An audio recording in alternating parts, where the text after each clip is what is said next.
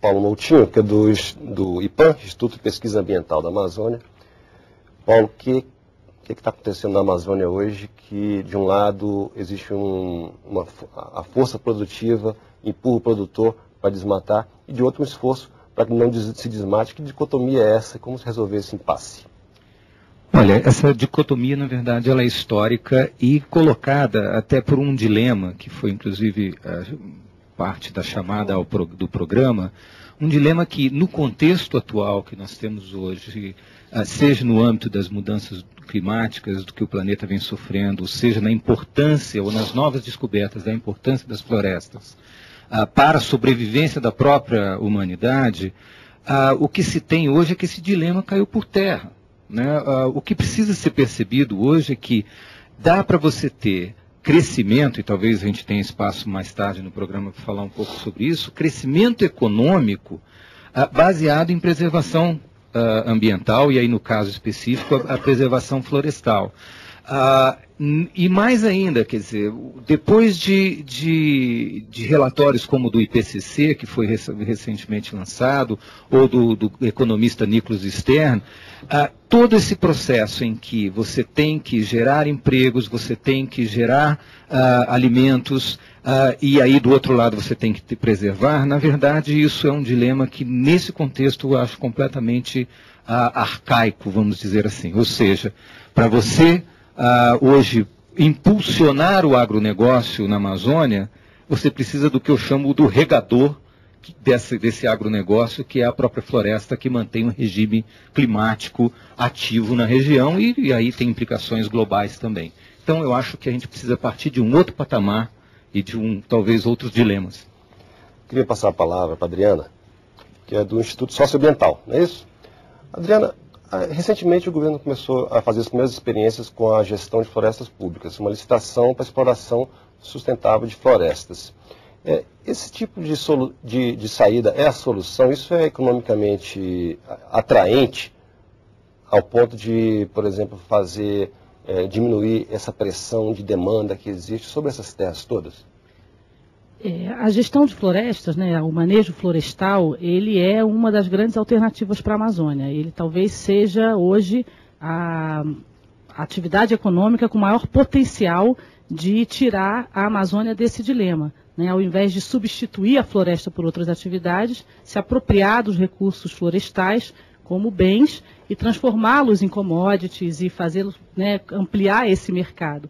Mas isso depende de um conjunto de medidas de política e de investimentos que dependem fundamentalmente de uma vontade, de um reconhecimento real de que o que se quer para a Amazônia é manter a floresta em pé e se desenvolver a partir dela.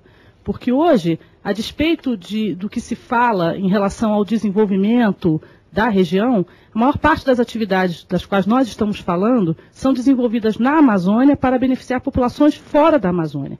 A grande agricultura, a grande pecuária não está atendendo às necessidades alimentares da população amazônica. Então é preciso que a gente reconheça se de fato é um pacto nacional. Nós queremos manter a floresta em pé e queremos desenvolver a Amazônia, né, como ela é. Então precisamos investir nessas iniciativas e em outras que se apropriem dos recursos florestais como bens de verdade. Bom, antes de passar a palavra para os nossos demais convidados aqui, queria fazer uma pergunta para os dois deputados, porque nós temos aqui dois deputados da região amazônica, o deputado Eduardo Valverde, que é de Rondônia, o deputado Francisco Rodrigues, que é de Roraima, dois estados que têm realidades de alguma forma parecidos e diferentes ao mesmo tempo, em relação à exploração do solo, a produção agrícola, a questão indígena, que depois a gente vai ouvir o nosso representante indígena aqui na nossa mesa. Eu queria só que você dissesse para a gente, de maneira objetiva, como é que é a situação em cada um desses estados de vocês? Nós somos dois estados que são fruto de uma ocupação recente. Tanto Rondônia como Roraima é fruto de um processo migratório recente e que vem causando um impacto muito considerado, porque houve uma urbanização muito acelerada das regiões urbanas e um procedimento de reconcentração fundiária, porque esse pequeno produtor camponês que, ao esgotar o solo, através de um processo de agricultura rudimentar, ele abandona essa propriedade e vai tensionar as áreas de floresta em busca de solos novos. Esse processo ocorreu em Rondônia. E é necessário repensar essa forma de ocupação e aumentar a forma de organização e acessar esse pequeno produtor a novas tecnologias que ele possa, de tal forma que ele possa e lhe permita tirar o maior proveito já do solo já degradado. E isso tirando o tensionamento, porque quem se aproveita desse contexto são setores da sociedade, tanto roraimense como rondoniense, que ao reconcentrar, ao comprar barato essa propriedade, dá lugar ao plantio. Que tipo de produto está avançando? Rondônia é o forte e a pecuária. O estado está se tornando aí um dos maiores produtores de carne da região amazônica, certo? Isso com consequência visível ao seu ecossistema. Quando você fala em Amazônia, você não fala tão somente em floresta, você fala em diversos biomas que têm que ser preservados. Quando se fala lá na área de Roraima, que tem os lavrados, né? Lá é um bioma também. Lá tem uma certa característica que precisa ser preservada também. Precisamos entender, compreender a região de Cerrado, temos também regiões alagadas, como é o caso do Pântano, os Pantanais, né? De Rondônia. Então, a cada situação, a cada bioma, precisamos ter um cuidado diferenciado. O que eu citei a questão dos povos da floresta, porque quando se fala em floresta, a primeira imagem que se tem é a populações urbanas, né?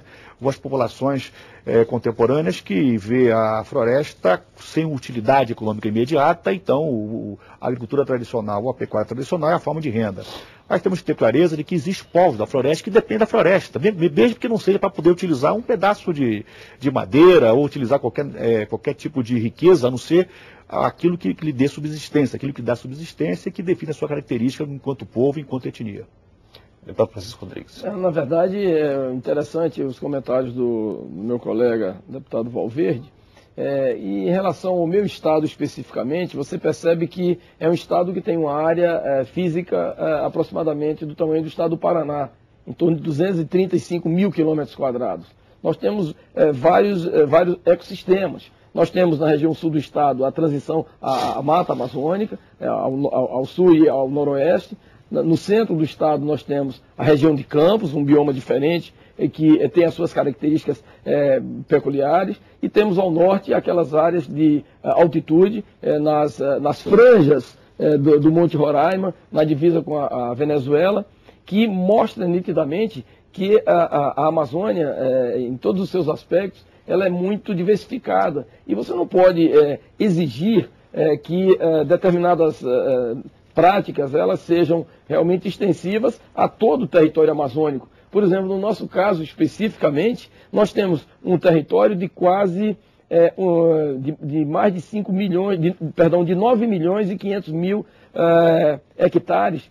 É uma área que foi reservada para os índios Yanomamis ao oeste do estado. Nós temos agora mais uma área que está em questionamento ao norte do estado, uma área de campo também, de campos naturais, né, com mais ou menos 1 milhão e 600 mil hectares, onde está sendo reservada para algumas etnias, a chamada e famosa Raposa Serra do Sol.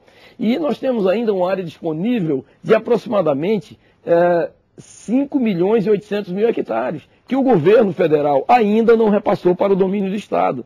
Só para você ter uma ideia, o nosso estado tem apenas 12% do seu território em condições de utilização e desenvolvimento. Não é? Então nós nos preocupamos, também somos contra aqueles desmatamentos desregrados, sem planejamento, etc. Mas nós não podemos, na verdade, comparar, por exemplo, o caso do Pará, né, com o caso do estado de Roraima. O caso do Acre, que não tem 4 milhões de hectares de cerrado como nós temos, como no caso do nosso estado.